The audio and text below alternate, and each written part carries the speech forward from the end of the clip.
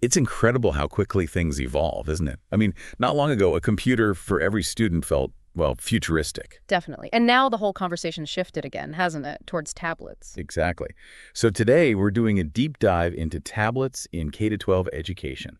Lots to unpack. We've got some really interesting sources lined up. We'll kick off with a school in the UAE looking at their early steps based on research from Research Inventi. Okay. Then we'll jump to something quite different, Tabschool's work in rural India, a real contrast. Right. And finally, We'll pull it all together with insights from a big report by Vishrut Shukla. It looks at tablet readiness, the whole ecosystem across India. sounds good. Our mission, as always, is to cut through the noise, give you a clear picture of the potential, the roadblocks, what it all means for learning. Okay, let's start with that UAE school. What got them interested in tablets in the first place? Well, the research suggests it was about staying current, really, wanting to align with global trends, both in technology and teaching methods. Modernizing their approach. Exactly. Seeing tablets as a way to offer a learning environment that reflected what was happening internationally. And it sounds like they weren't starting from scratch, tech-wise. Oh, not at all. This school already had quite a bit going on. Over 2,000 students, nearly 100 classrooms. Wow. Yeah, and a good number of PCs, over 450, plus a dedicated IT team, 5 people, and they were already doing online testing. So the basic digital foundation was there. Right. So even with that infrastructure, what were the main headaches when they thought about rolling out tablets? The study flagged a couple of key initial hurdles. First, the big one, setting up a really robust wireless network. Oh, the Wi-Fi. Everywhere. Everywhere. For potentially thousands of devices hitting it at once, that's a major technical job. I can imagine. And the second thing? Policies. The nitty-gritty rules. How do you manage charging? What about maintenance and repairs? Day-to-day stuff. That makes total sense. Hundreds of kids showing up with dead tablets. Nightmare. The study made a good comparison there too, didn't it? It did, yeah. Likened it to a student coming to class without their textbook. Right. It just highlights how fundamental it is. The tablet has to be charged and ready, otherwise the whole point is lost. Simple, but critical. Okay, let's pivot now. Completely different scenario.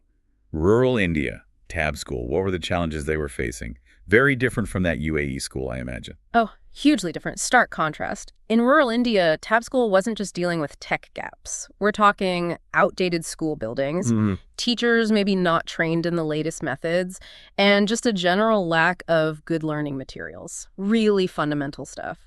So tackling those kinds of deep-rooted issues, how did Tabschool approach that with tablets? Their core idea was something called Tab Labs, basically providing tablets that were preloaded with everything needed. Preloaded, so they work offline too. Exactly, offline and online. The goal was a self-contained educational package, something that works even if the internet connection is spotty or, non-existent sometimes. That pre-installed content must have been key. What kinds of things were on there? A whole range of apps. The sources mention things like Tabschool Learn, probably curriculum stuff, ScriptPad for writing, EducoBot, maybe interactive exercises, and Kidly, perhaps for younger kids. Okay. The point was immediate access. No reliance on a constant connection just to get the basics. But just having the tablets doesn't solve the teacher training piece, does it? How did they handle that? No, you're right, it doesn't. And they knew teachers were key. So Tabschool ran training workshops for the local educators. Face-to-face. Yeah. Plus, they created video tutorials for ongoing help. And get this, they offered support through WhatsApp, guides within the apps, even monitoring tools for the school heads. Wow, that's quite comprehensive support. It had to be. Multi-layered support was vital to make it stick. And it sounds like they really worked on getting the community involved too, not just a tech drop-off. Definitely not. They actively engaged local authorities, parents, held orientation sessions, kept communication lines open. So building that buy-in. Exactly. Making sure everyone understood the goals, supported the consistent use of the tablets. Community involvement was a big part of it. So the million-dollar question, did it work? Did they see actual improvements in learning? Well, according to Tabschool's own data, the results were pretty striking.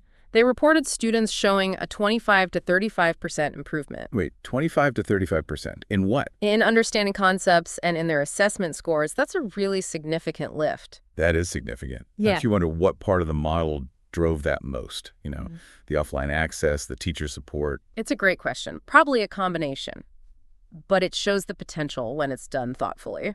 And it seems Tabschool hasn't just done this in isolation. They've partnered up. Yes, quite widely. They've worked with government pilot programs. Tamil Nadu and Himachal Pradesh were mentioned. Also NGOs like Smile Foundation and even low-budget private schools. So scaling the model. Trying to, yes.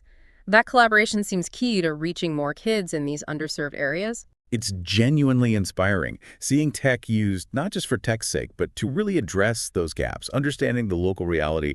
Tabschool has a nice way of framing it, doesn't it?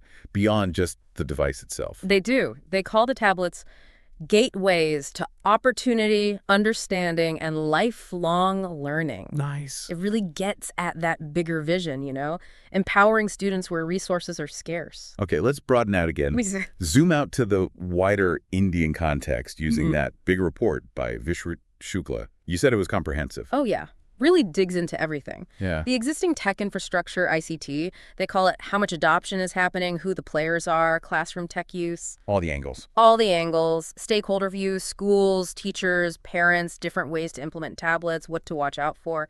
A very detailed snapshot. And India's education market is just massive, right? The potential for tablets must be enormous. Absolutely enormous. Huge student population. So naturally, it attracts a lot of interest from hardware makers, content providers, everyone. And the report breaks down those stakeholder perspectives, which is really useful. Let's start with school management. What are they hoping for, and what keeps them up at night? Well, the hopes are pretty clear. Better learning outcomes, obviously. More efficiency, especially with things like grading tests, and using tech to personalize learning. Makes sense. The worries. Also pretty understandable. Can we rely on the internet? What's the upfront cost? Ongoing maintenance, and crucially, how do we control what kids access on these things? Content filtering, safety. Yeah, those are big practical concerns for any school leader.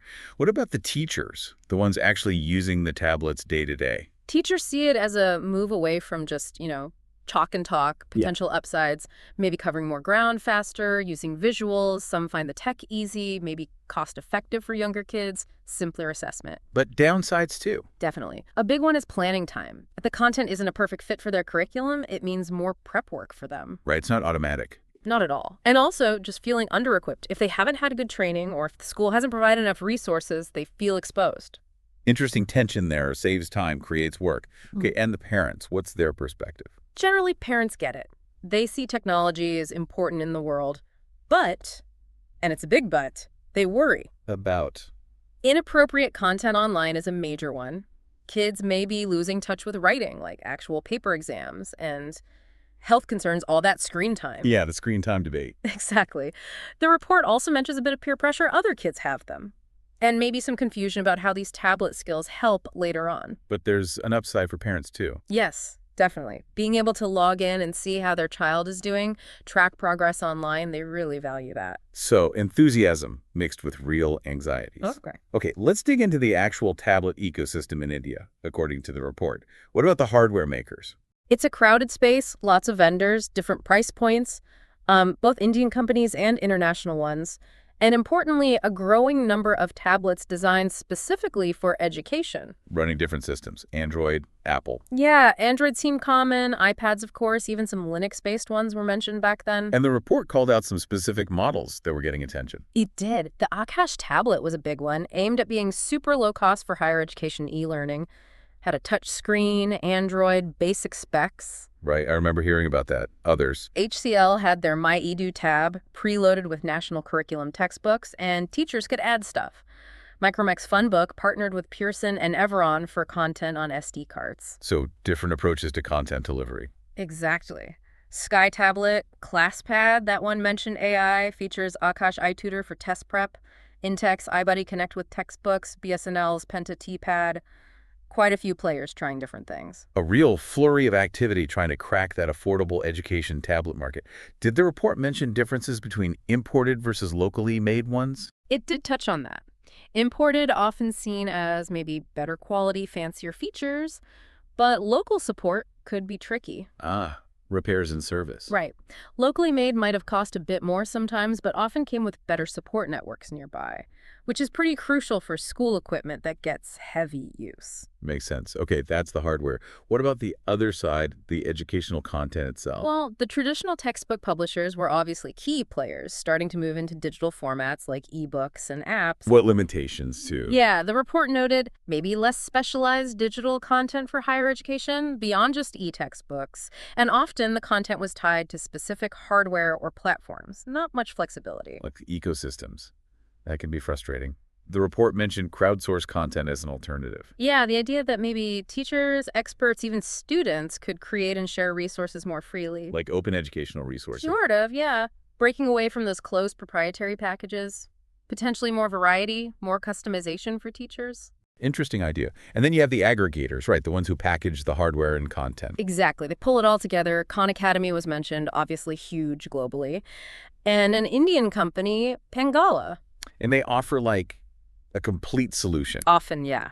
Bundling devices with preloaded stuff, different business models for how they offer it to schools or users. Okay, so we have the hardware, the content, the aggregators. Now, how are these tablets actually used in schools? The report laid out different scenarios. It did, yeah. A whole spectrum, really. On one end, just using tablets for reading ebooks. Simple replacement, but you get searchability, notes. Okay, what else? Using them for assessments. Faster testing, maybe automated grading. Then using them as study aids outside class for self-learning. So homework and revision. Right. Then getting more integrated. Using tablets as the main tool in class for lectures, activities. That needs serious teacher comfort, and the content has to line up perfectly. A bigger shift. A much bigger shift. And then the most radical idea, the unconventional school, where the tablet is almost the primary teacher. Very student-centric. Wow, that's a big leap. Across all these uses, what are the big recurring challenges the report flags? Several key ones. Curriculum alignment is huge. Mm-hmm. The tech has to match what needs to be taught. Content security, piracy concerns for the creators. No, any. Always. Affordability devices, software, Wi-Fi, it all adds up. Durability is another big practical one. Kids drop things, batteries die. True. The role of the teacher, how does it change? They need support.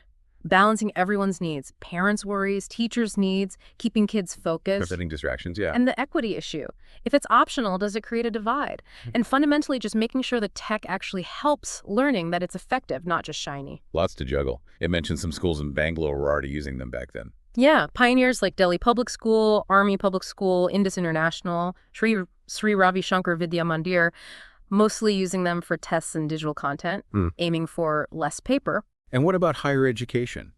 Bytes Pilani was mentioned. Right. They were doing some interesting things, using tablets for distance learning exams, even figuring out how to handle essay answers digitally. Oh, interesting. They piloted a course using tablets for group work on a secure network, using devices the institute provided, explored BYOD, bring your own device too. Using students' own tablets. Yeah, and even things like biometric attendance via tablets and using them for research projects. They were even building their own management software. So really experimenting with the possibilities. Right. Okay, wrapping up the findings from that big report, what were the main takeaways, the key trends identified? Well, generally, yes, tech like tablets can boost learning, self-paced, audio-visual, individualized. But the but is those parent and teacher worries about control, health, screen time. And interestingly, at that point, not a ton of hard quantitative proof that tablets were definitively better. Lots of anecdotal stuff. So promise, but maybe not proven across the board yet. Kind of. Assessment seemed like the easiest entry point for schools. Cost and battery life were still major practical hurdles. But lack of content wasn't seen as the main bottleneck anymore. Content was catching up. Yeah. And new ways of delivering tech-based education were starting to pop up. More flexible models emerging. Okay, so bringing this all together after our deep dive, what's the big picture on tablets in education now? It sounds complex. It is complex, and yes, still evolving fast. Look, there's huge potential here, making learning more engaging, more personalized, maybe reaching more kids. But it's not automatic. Not even close. Success hinges on way more than just the gadget. You need the infrastructure rock solid. You need great, relevant content. You absolutely need proper teacher training and support. And everyone on the same page. Exactly. Buy-in from schools, teachers, parents, students. And crucially, we have to think about equity. how do we make sure this doesn't just benefit the kids who already have advantages? That digital divide issue. It's massive. Access has to be fair. It really hammers home that tech is just a tool, right? Its impact depends entirely on how it's used, the strategy behind it. Precisely. So here's something for you, our listeners, to chew on. Thinking about all these different contexts, the well-resourced UAE school, the challenges in rural India, the broad trends, and knowing that tech readiness varies so much. What does truly effective and equitable digital learning actually look like going forward? And how do we use these early lessons, the successes and the struggles with tablets, to build smarter strategies for the future of education? It's a huge question. It really is, and one we'll likely be grappling with for years to come.